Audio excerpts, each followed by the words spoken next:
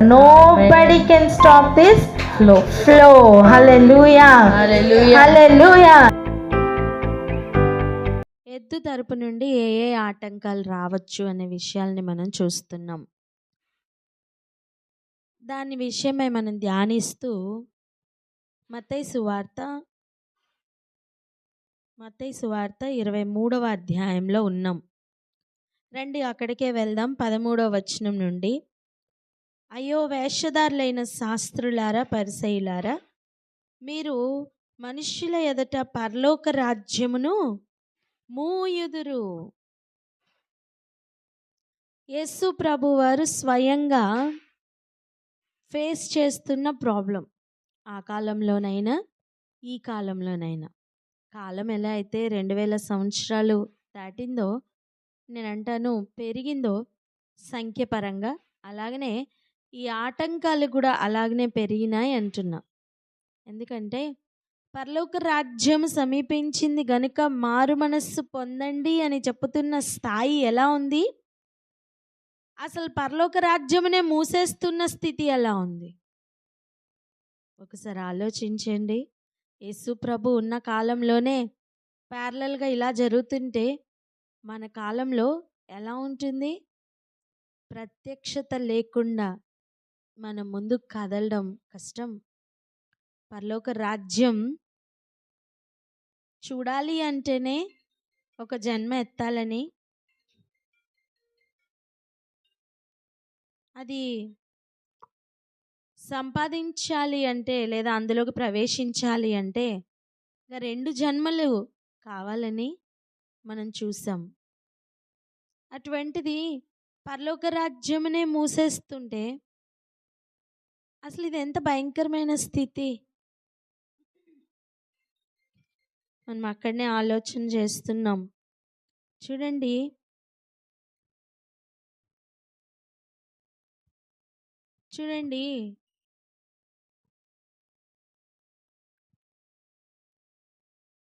అదే పరిసయ్యులతో ఇంకేం మాట్లాడుతున్నారు?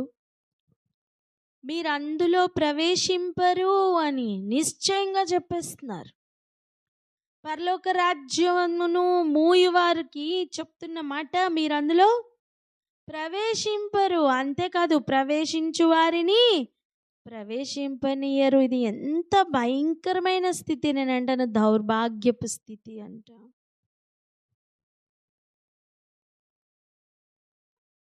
యేసు ప్రభు ఇస్తానంటున్నదే నిత్య జీవం. అటువంటిది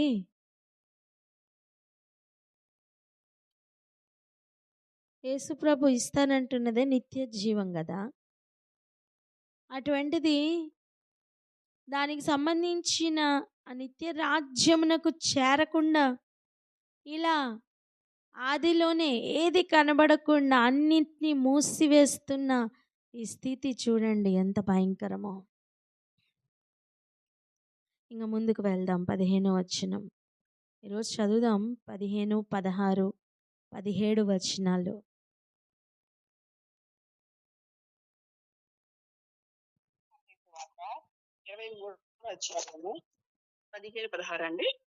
అవునండి, 15, 16, 17. అయ్యో వేషధారులైన శాస్త్రులారా, పరిసయ్యులారా, ఒకని మీ మతములో కలుపుకొనుటకు మీరు సముద్రమును భూమిని చుట్టి వచ్చెదరు. అతడు కలిసినప్పుడు అతని మీకంటే 2 నరకపాత్రునిగా చేయుదురు. అయ్యో అందులైన మార్గదర్శకులారా, ఒకడు దేవాలయము తోడని ఒట్టు పెట్టుకుంటే అందులో ఏమీయూ లేదు గాని, దేవాలయములోని బంగారము తోడని ఒట్టు పెట్టుకుంటే వాడు దానికి బద్ధుడని మీరు చెప్పుదురు. అవివేకులారా, అందులారా, ఏది గొప్పది? బంగారమా? బంగారమును పరిశుద్ధపరచు దేవాలయమా? స్తోత్రం. చాలా సూటిగా మాట్లాడుతున్న మాటలు ఇవి. దేవుణ్ణే చూపిస్తున్నాను అనుకుంటూ మోసపోతున్న ఒక పరిస్థితి, మోసపుచ్చుతున్న ఒక స్థితి. 2, మోసపుచ్చుతున్న ఒక స్థితిని చూస్తున్నాం. అయ్యో వేషధారులైన శాస్త్రులారా, పరిసయ్యులారా, పిలుస్తున్న పిలుపులోనే ప్రభు చూపిస్తున్న ఎక్స్ప్రెషన్ చూడండి. అయ్యో ఏం చెప్తున్నారు?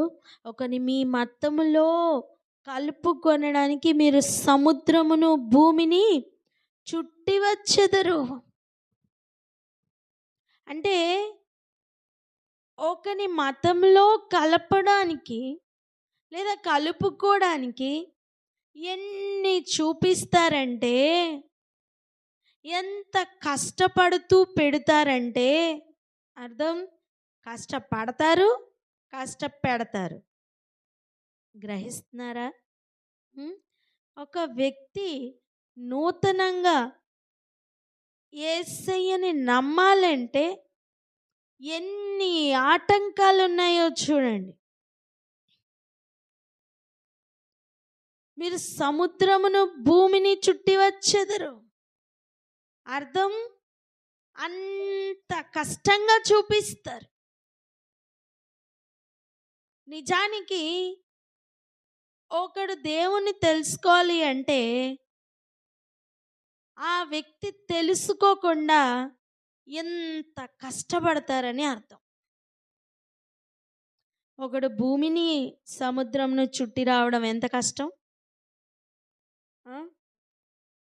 ఒక దగ్గర స్టార్ట్ అయ్యి నడుస్తూ ఉంటే ఎంత దూరమైనా నడు, ఆ మళ్ళీ ఉన్న పాయింట్ వస్తుందా అసలు? మధ్యలో ఎన్ని సముద్రాలు ఉన్నాయి? ఆ సముద్రం చుట్టూ తిరిగితే కూడా స్టార్ట్ అయిన పాయింట్కి మళ్ళీ వస్తామన్న గ్యారంటీ లేదే. అలా భూమిని సముద్రంను చుట్టి వస్తున్నట్టుగా ఒకరిని మతంలో కలుపుకోవడానికి చేస్తున్న పనులు, చూపిస్తున్న శాస్త్రాలు.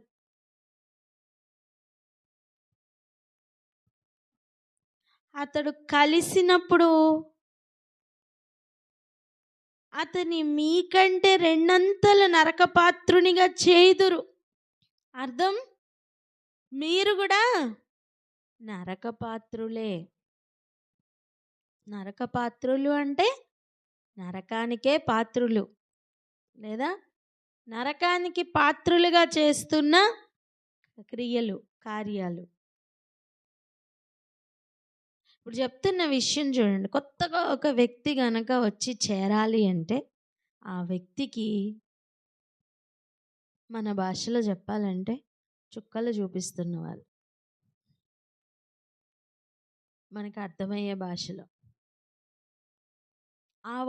ఆ వ్యక్తి పోని అంత కష్టపెట్టినా ఎలాగోలాగా చేరి నిలదొక్కుకోవాలని గనక ప్రయత్నం చేస్తుంటే ఆ వ్యక్తిని రెండంతల నరకపాత్రులుగా చేస్తున్నారు. వీరిలో ఉన్న కపటం నేర్చుకుంటాడు, వీరిలో ఉన్న అగ్రస్థానాల మీద ఉన్న కోరికలు నేర్చుకుంటాడు, చెప్పుతారే కానీ చెయ్యరు అని స్థితిలోనికి వెళ్తాడు, వేషధారణ నేర్చుకుంటాడు. ఇలా వీరు తయారు చేసి పంపిస్తున్న ఆ బీజం ఏదైతే ఉందో అది నరకానికి పాత్రులుగా అయిపోతున్న బీజంలో ఉంటున్నారు. ఇది కూడా ఒక డేంజర్ జోన్. ఇది కూడా ఒక డేంజర్ జోన్. ఒక్కసారి ఆలోచించండి. ఒక్కొక్క వ్యక్తి దేవునిలోనికి చేర్చబడుతున్నప్పుడు ముఖ్య ఉద్దేశం ఏమిటి? రానయ్యుంటున్న పెండ్లి కుమారునికి ధీటుగా సిద్ధపడిన వధువు సంఘం కదా కావాలి. ఒక్కొక్క బిడ్డ సిద్ధపడిన వానిగా, సంపూర్ణునిగా మారి, సిద్ధపాటు కలిగి, ఎదురు చూపుతో, నిరీక్షణతో, విశ్వాసంతో నిండి కదులుతున్న ఒక బిడ్డ కదా కావాలి. ఒక బిడ్డను తయారు చేయడానికి, సంఘం యొక్క క్షేమాభివృద్ధి కొరకు దేవుడు నిర్ణయించి పెట్టిన వారందరూ కూడా వారు ఉన్న పొజిషన్స్లో పని చేయాలి. అప్పుడు కొత్తగా ఒక వ్యక్తి వస్తే ఆ వ్యక్తి దేవుణ్ణి సరిగా అర్థం చేసుకోగలుగుతారు. నువ్వు దేవుణ్ణి రిప్రజెంట్ చేయడానికే ఉన్నావు. అలా కాకుండా నువ్వు ఇక దేనిని చూపించినా అది వ్యర్థమే. నువ్వు దేవుణ్ణి ఆధారం చేసుకోవడానికి నేర్పించాలమ్మా.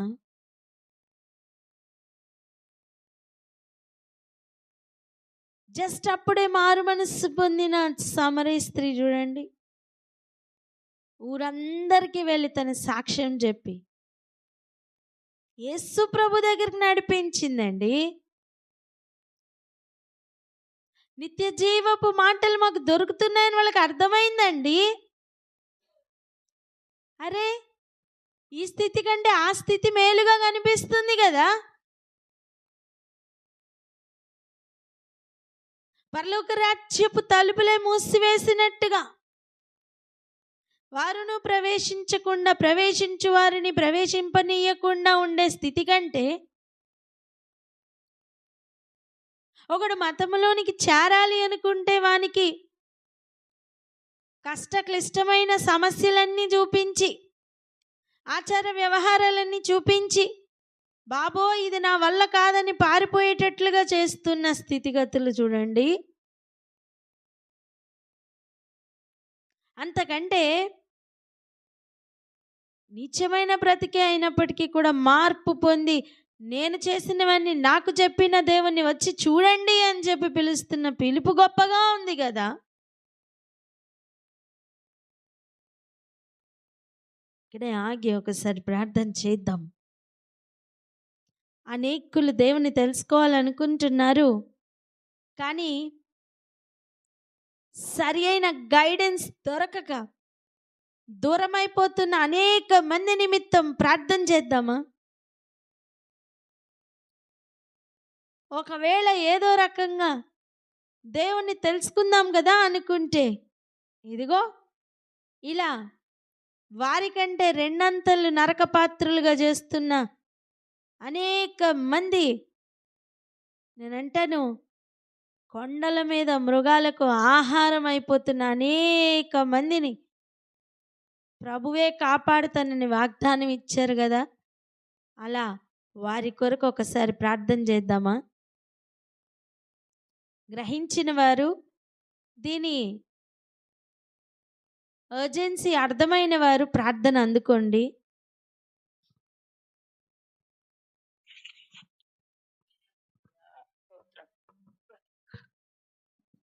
హల్లెలూయా. పరిశుద్ధ మహారాజా నీకే లెక్కలేని వందనాలు ప్రభా. నాయన ఈ రోజు మీరు నాతో మాట్లాడుతున్న ఈ యొక్క నాయన యేసయ్య విషయం మీకు వందనాలు ప్రభా. నా తండ్రి యేసయ్య, మరి నా తండ్రి యేసయ్య మోసపుచ్చుచున్న ఈ తంత్రము ప్రభా నాయన మీరు మాకు బయలుపరుస్తున్న కృపకై వందనాలు ప్రభా. నా తండ్రి యేసయ్య నీ రాజ్యంలో ప్రవేశించాలని ఆశగా అడుగు పెడుతున్న వారిని మొదలు ఆరంభం నుండి అంతం వరకు ఏదో ఒక ట్రాప్ నాయన యేసయ్య రాజ్యంకి నాయన అర్హులు కాకుండా నాయన యేసయ్య వాళ్ళు నాయన మార్గం తప్పిపోయేలాగా నీ బిడ్డల పక్షంలో ఉన్న ప్రతి ఒక్క ఊరిని నాయన యేసయ్య మీరు నాయన ఎరిగి ఉంటున్నారయ్యా, నీకు వందనాలు ప్రభా. అందులో ప్రభా నాయన యేసయ్య ఈ యొక్క ఎద్దులు అని నాయన యేసయ్య చేయబడుతున్న ఈ దైవజనులు నాయన యేసయ్య చేస్తున్న యొక్క నాయన యేసయ్య డైవర్షన్ ని నాయన యేసయ్య మేము మీ సన్నిధిలో ప్రార్థన చేస్తున్నాం. నాయన బిడ్డలను నీ గొర్రెలన్నింటినీ మీరు తప్పించమని ప్రార్థిస్తున్నాం అయ్యా ప్రభా. నా తండ్రి యేసయ్య నరక పాత్రులుగా ఇంకానూ మారిపోతున్న ఆ స్థితి తీసివేయండి యేసయ్య.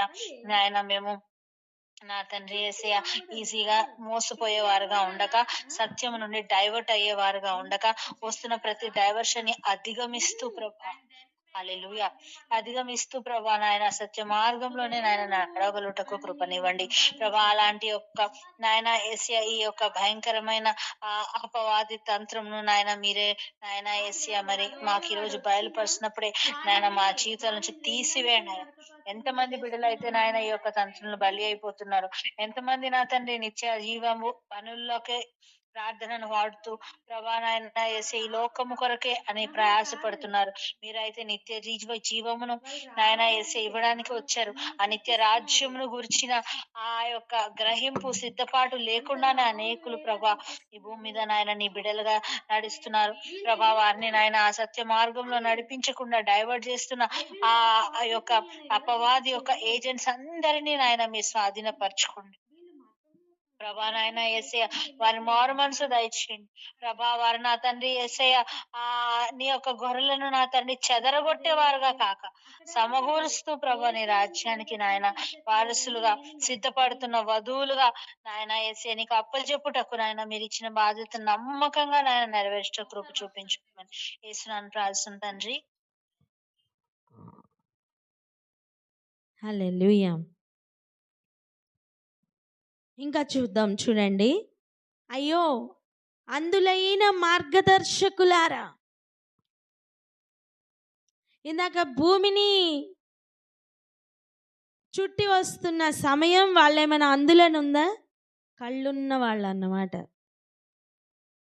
సముద్రంను చుట్టి వస్తున్నప్పుడు వాళ్ళకి కళ్ళు ఉన్నాయి. ఇప్పుడు ఎవరి గురించి చెప్తున్నారు? అందులైన మార్గదర్శకులారా. మార్గదర్శి అంటే ఎవరండి? మార్గమును చూపించువారు, త్రోవను చూపించువారు, దారిని చూపించువారు. అందులైన మార్గదర్శకులారా అంటే గుడ్డివారైన మార్గదర్శకులారా. ఆ పిలుపులోనే ఉంది, వారికే మార్గం తెలియదు, ఇక వాళ్ళు ఏం చూపిస్తారు అని కదా. ఒకడు దేవాలయం తోడని ఒట్టు పెట్టుకుంటే అందులో ఏమీ లేదు, కానీ దేవాలయంలోని బంగారం తోడని ఒట్టు పెట్టుకుంటే వాడు దానికి బద్ధుడని మీరు చెప్పుదురు. అందుకే చెప్తున్నారు అవివేకులారా. అవివేకులారా అంటే వివేకం లేనివార్లారా. అందులారా అంటే గుడ్డివార్లారా. ఏది గొప్పది? బంగారమా? బంగారమును శుద్ధిపరచు దేవాలయమా? నువ్వు బంగారం ఒట్టు పెట్టుకుంటే అని శ్రేష్టంగా చూపిస్తున్నారు, కానీ ఏది గొప్పది? ఆ బంగారమును శుద్ధిపరిచే దేవాలయం కదా. ఇప్పుడు చూడండి, బంగారంను శుద్ధిపరచు దేవాలయమా మరియు బలిపీఠం తోడని ఒకడు ఒట్టి పెట్టుకుంటే అందులో ఏమీ లేదు, కానీ దానిపై నుండి అర్పణము తోడని బొట్టు పెట్టుకుంటే దానికి పద్దుడని మీరు చెప్పుదురు. అంటే మీకు బలిపీఠం గొప్పగా కనిపిస్తుందా? దానిపైనున్న అర్పణం గొప్పగా కనిపిస్తుందా? అవివేకులారా, మళ్ళీ అందులారా, ఏది గొప్పది? అర్పణమా? అర్పణమును శుద్ధిపరచు బలిపీఠమా? బలిపీఠము తోడని ఒట్టు పెట్టుకున్నవాడు దాని తోడనియు దానిపైనుండి వాటన్నిటి తోడనియు ఒట్టు పెట్టుకొనుచున్నాడు. మరియు దేవాలయం తోడని ఒట్టు పెట్టుకొనివాడు దాని తోడనియు అందులో నివసించువాని తోడనియు ఒట్టు పెట్టుకొనిచున్నాడు. మరియు ఆకాశం తోడని ఒట్టు పెట్టుకున్నవాడు దేవుని సింహాసనం తోడనియు దానిపైన కూర్చున్న వాని తోడనియు ఒట్టు పెట్టుకొనిచున్నాడు. దేనిని చూపిస్తున్నారు? ఒక విషయాన్ని చూపిస్తూ దేని గురించి మర్చిపోతున్నారు? మీ దృష్టిలో ఏది ముఖ్యంగా ఉంది? అర్పణమా? అర్పణం అర్పిస్తున్న బలిపీఠమా? దేవాలయమా? దేవాలయంలో ఉన్న బంగారమా? కళ్ళకు ఏది శ్రేష్టంగా కనిపిస్తుంది? వివేక హృదయంతో ధ్యానిస్తే కదా అర్థమవుతుంది. ఒకడు ఆకాశం తోడని మాట్లాడుతున్నప్పుడే ఆ ఆకాశము మీద సింహాసనసీనుడైన వాడు కూడా ఉన్నాడని గ్రహింపు లేకపోతే అది కేవలం ఒక ఆకాశంగానే కనిపిస్తుంది.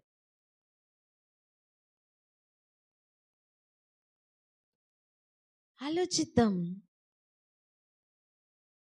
అవివేక హృదయంతో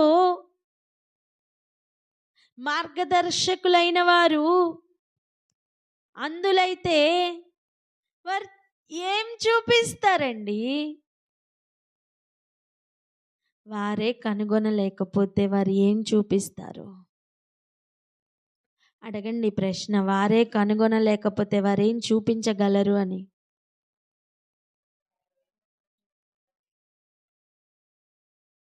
ఆలోచించేద్దాం. ఊరికనే ప్రభువు ఇవన్నీ వచనాలు రాయించలేదు. వీటి నిమిత్తమై కొంచెం ఆలోచన చేయవలసిన అవసరం ఉంది. ప్రభు చెప్తున్నారు అయ్యో అని. శాస్త్రుల దగ్గర, పరిసయ్యుల దగ్గర ధర్మశాస్త్రం అవైలబుల్గా ఉండేది. ఆ రోజుల్లో సామాన్యులకు వాక్యం అందేది కాదండి. సమాజ మందిరంలో వెళ్ళి వాళ్ళు చదివింది వింటే అది దొరికేది అంతే. ఈరోజు ఒక్కొక్కరికి 2 బైబిళ్ళు 3 బైబిళ్ళు ఉంటున్నాయేమో. ఒక్కొక్క రూమ్లో ఒక్కొక్క బైబిల్ ఉంటుందేమో. కానీ ఆ రోజుల్లో అలా దొరికేది కాదే. గొప్ప గొప్ప వారి చేతిలో ఉండేది. అది కూడా చాలా పవిత్రంగా చూసేవాళ్ళు. ఒక్కొక్క అక్షరం రాయాలంటే ఇంకులో ముంచి ఆ ఒత్తు రాస్తే అయిపోయింది. మళ్ళీ ఇంకొక ఒత్తు రాయాలంటే మళ్ళీ ఇంకు ముంచాలి. ఇప్పుడు రాస్తున్నంత ఈజీగా ఆ రోజు కలాలు లేవు, పేపర్లు లేవు. అలాంటి సమయం ఎక్కువ కాపీలు ఎక్కడ దొరికేవి? అలా ఉన్న సమయం అందులో ఏముందో సరిగా చెప్పవలసిన వారే అందులైపోతే ఇంకేం చెప్తారు? అలా అనేకులు త్రోవ మళ్ళించబడేవాళ్ళు. ఒక్క విషయం ఆలోచించండి. ధర్మశాస్త్రం అంతట్లో ఆయన బలిని అర్పించమని చెప్పినది దేని కొరకు? ప్రాయశ్చిత్తం కొరకే కదా, పాప పరిహారం కొరకే కదా. అటువంటి కార్యమును ఆచారంగా మార్చేయలేదా ఆనాటి పరిసయ్యులు, ఆనాటి శాస్త్రులు? ఇంటి నుండి తేవలసిన బలి పశువును అక్కడే కొని అక్కడే బలిపీఠం మీదకి ఎక్కిస్తున్న ఆచారమును ప్రవేశపెట్టలేదా యాజకులు? దేవుని ఇంటిని దొంగల గుహగా మార్చలేదా? వ్యాపారపు టిల్లుగా మార్చలేదా? అందులో ఉన్న అంతరార్థం మొత్తం మిస్గైడ్ అవ్వలేదా? అలా ఎవ్రీ ఏరియాలో, ప్రతి ఏరియాలో ఒక విశ్వాసి పరలోక రాజ్యమును చూడకుండా మిస్గైడ్ అవుతూనే వచ్చారు. ఈనాటికి కూడా మిస్గైడ్ అవుతుంటే మరి ఎప్పుడు సిద్ధపడతాం? అందుకే నేరుగా ప్రభు ఇది యుద్ధమనే అంటాను నేను. యుద్ధం చేస్తున్నారు. ఆమేన్.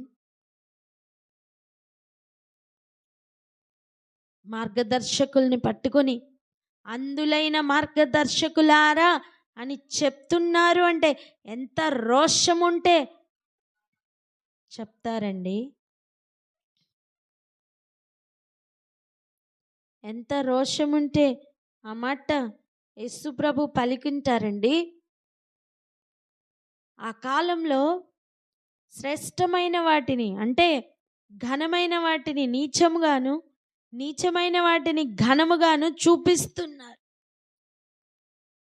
అందుకే ప్రభు సూటిగా అడుగుతున్నారు, నువ్వు ఆకాశం తోడని చెప్తున్న సమయం దానిపైనున్న సింహాసనం కనబడట్లేదా? అది గ్రహింపులోనికి రావట్లేదా? అన్యుడైన రాజండి కోరేషు పలుకుతున్నాడు, ఆకాశములకు భూమికి ప్రభువైన వాడని. ఎక్కడి నుంచి వచ్చిందండి ఆ ప్రత్యక్షత?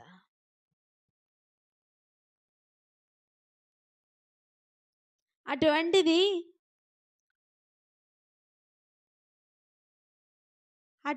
ఇశ్రాయేలీల్లోనే ఆకాశము అని పలుకుతున్నప్పుడు, దాని తోడని చెప్పుతున్నప్పుడు, దానిపైన సింహాసనం ఉందని, ఆ సింహాసనం పైన ఆసీనుడైన వాడు ఉన్నాడని, మనం ఆకాశం గురించి మాట్లాడేటప్పుడు అది ఆయనకి కూడా వర్తిస్తుందని గ్రహింపు రావాలి కదా అంటున్నారు.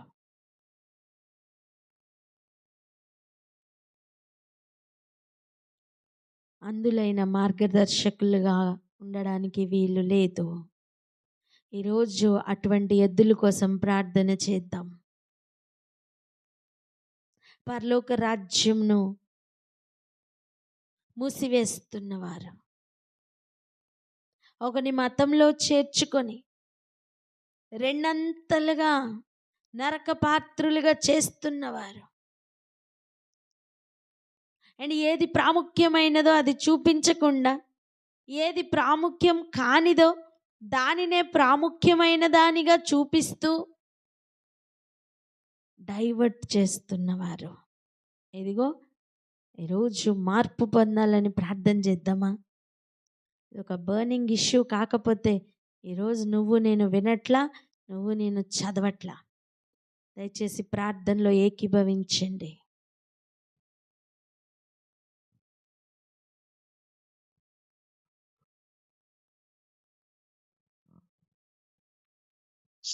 Hallelujah. Thank you, Jesus. Thank you, Lord.